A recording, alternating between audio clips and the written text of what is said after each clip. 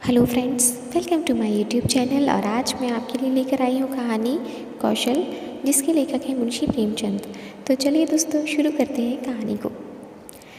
पंडित बलराम शास्त्री की धर्मपत्नी माया को बहुत दिनों से एक हार की लालसा थी और वह सैकड़ों ही बार पंडित जी से उसके लिए आग्रह कर चुकी थी, किंतु पंडित जी हीला हवाला करते रहते थे।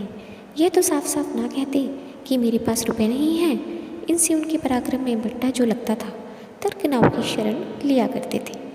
गहनों से कुछ लाभ नहीं, एक तो धातु अच्छी नहीं मिलती, उस पर सुनार रुपए से आठ आने कर देता है, और सबसे बड़ी बात यह है कि घर में गहने रखना चोरों को न्योता देना है। घड़ी भर श्रृंगार के लिए इतनी विपत्ति सर पर लेना मूर्खों का ही काम है।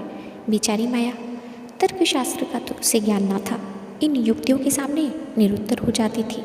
पड़ोसिनों को देख देख कर उसका जी ललचाया करता था, पर दुख किससे कहे। यदि पंडित जी ज़्यादा मेहनत करने के योग्य होते तो ये मुश्किल आसान हो सकती थी, पर वे आलसी जीव थे। अधिकांश समय भोजन और विश्राम में व्यतीत किया करते थे। पत्नी जी की कटुक्तियाँ सुननी मंजूर थी, लेकिन निद्रा की मात्रा में कोई कमी नहीं होना चाहिए। एक दिन पंडित जी पाठशाला से आए तो देखा कि माया के गले में सोने का हार विराज रहा है। हार की चमक से उसकी मुख ज्योति चमक उठी थी। उन्होंने उसे कभी इतनी सुंदर न समझा था। पूछा, यह हार किसका है? माया बोली, पड़ोस में जो बाबूजी रहते हैं उन्हीं की स्त्री का है। आज उनसे मिलने गई थी, ये हार देखा, बहुत पसंद आया, तुम्हें दिखाने के लिए पहन कर चली आई। बस ऐसा ही एक हार मुझे भी बनवा दो।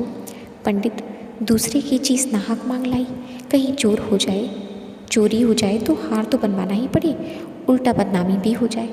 माया, मैं तो ऐसा ही हार लूँगी, पूरे 20 तोले का है। पंडित, फिर वही जिद। माया, जब सभी पहनती हैं तो मैं क्यों ना पहनूं? पंडित, सब कुएं में गिर पड़े तो तुम भी कुएं में गिर पड़ोगी क्या? सोचो तो, इस वक्त इस हार के बनवाने में 600 रुपये लगेंगे। अगर 1 रुपये प्रति सैकड़ा ब्याज रख लिया जाए तो वर्ष में 600 रुपये के लगभग 1000 रुपये हो जाएंगी। लेकिन 5 वर्ष में तुम्हारा हार मुश्किल से 300 रुपये का रह जाएगा। इतना बड़ा नुकसान उठाकर हार पहनने का क्या सुख? हार वापस कर दो, भोजन करो और आराम से पड़ी रहो। यह कहते हुए पंडित जी बाहर चले गए। रात को एकाएक माया ने शोर मचाकर कहा, चोर चोर, हाय घर में चोर, मुझे घसीटे लिए जाते हैं रे। पंडित जी हक्का बक्का होकर उठ बैठे और बोले, कहाँ कहाँ, दौड़ो दौड़ो। माया, मेरी कोठरी में गया है, मैंने उसकी परछाई देखी। पंडित, लालटेन तो लाओ, ज़रा मेरी लकड़ी उठा लेना। माया, मुझसे तो डर के उठा नहीं जाता। कई आदमी बाहर से बोले, क्या है पंडित जी, कोई सेंध पड़ी है क्या? माया, नहीं नहीं, खबरेल पर से उतरे हैं। मेरी नींद खुली तो कोई मेरे ऊपर झुका हुआ था। हाय रे, ये तो हार ही ले गया। पहने पहने सो गई थी, हाय दैया, मुँह ने गले से हार निकाल लिया। हे भगवान, हाय भगवान। पंडित, तुमने हार उतार नहीं दिया था? माया, मैं क्या जानती थी कि आज ही ये मुसीबत सर पड़ने वाली है। हे भगवान। पंडित, अब हाय हाय करने से क्या होगा, अपने कर्मों को रो। इसीलिए कहा करता था कि सब घड़ी बराबर नहीं जाती, ना जाने कब क्या हो जाए। अब आई समझ में मेरी बात? देखो, और कुछ तो ना ले गया। पड़ोसी लालटेन लिए आ पहुँचे। घर में कोना कोना देखा, केरियाँ देखी, छत पर देखा, अगवाड़े पिछवाड़े देखा, शौच गृह में झाँका, कहीं चोर का पता ना था। एक पड़ोसी किसी जानकार आदमी का काम लगता है, दूसरा पड़ोसी बिना घर के भी दिए कि कभी चोरी नहीं होती, और कुछ तो नहीं ले गया। माया, और तो कुछ नहीं ले गया, बर्तन सब पड़े हुए हैं, संदूक भी बंद पड़े हैं। निगोड़े को ले ही जाना था तो मेरी चीज़ें ले जाता, पराई चीज़ें ठहरी, भगवान उन्हें कौन मुँह दिखाऊंगी। पंडित, अब गहने का मज़ा मिल गया ना तुम्हें? माया, हाय भगवान, यह अब जसमदा था। पंडित, कितना समझा के हार गया, ना मानी। बात की बात में 600 रुपये निकल गए। अब देखो भगवान कैसे लाज रखते हैं भगवान। माया, अब आगे मेरे घर का एक एक दिन का चुन ले जाते तो मुझे इतना दुख ना होता। अभी बेचारी ने नया ही बनवाया था। पंडित, खूब मालूम है 20 तोले का था ना? माया, 20 ही तोले को तो कहती थी। पंडित, बदिया बैठ गई, अब क्या? माया, कह दूंगी घर में चोरी हो गई, क्या लेगी? अब उनके लिए कोई चोरी थोड़ी ही करने जाएगा। पंडित, तुम्हारे घर से चीज़ गई, तुम्हें देनी पड़ेगी।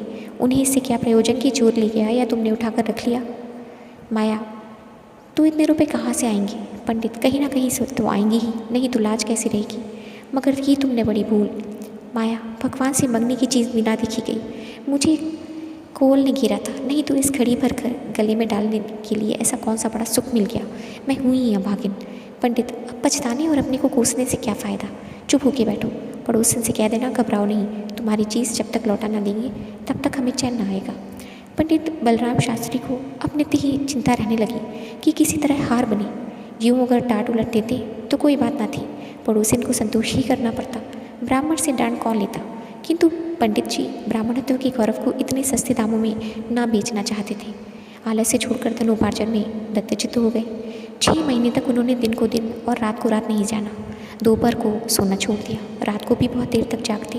पहले केवल एक पाठशाला में पढ़ाया करते थे, इसके सिवा वह ब्राह्मण के लिए खुले हुए 101 व्यवसायों में सभी को निंदनीय समझते थे।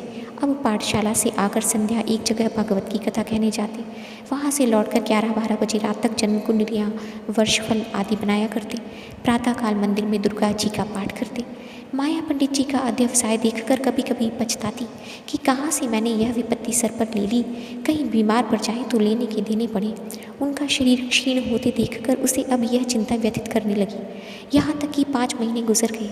एक दिन संध्या समय वह दिया बत्ती करने जा रही थी कि तभी पंडित जी आए, जेब से पुड़िया निकालकर उसके सामने फेंक दी और बोले, लो आज तुम्हारे ऋण से मुक्त हो गया। माया ने पुड़िया खोली तो उसमें सोने का हार था।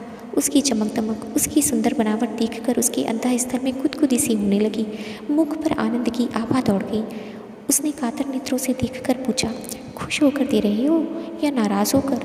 पंडित, इससे क्या मतलब, ऋण तो चुकाना ही पड़ेगा, चाहे खुशी से चाहे ना खुशी से। माया, यह ऋण नहीं है। पंडित, और क्या है, बदला सही। माया, बदला भी नहीं है। पंडित, फिर क्या है? माया, तुम्हारी निशानी। पंडित, तो क्या ऋण के लिए कोई दूसरा हार बनवाना पड़ेगा?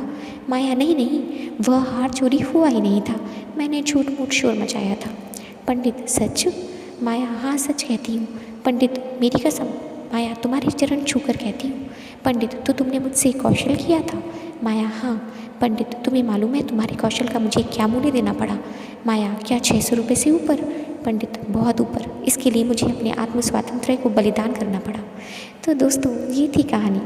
अगर आपको कहानी अच्छी लगी हो तो इसे शेयर और लाइक करना ना भूलें और ऐसी ही अच्छी कहानियाँ सुनने के लिए मेरे चैनल को सब्सक्राइब करें। Thank you.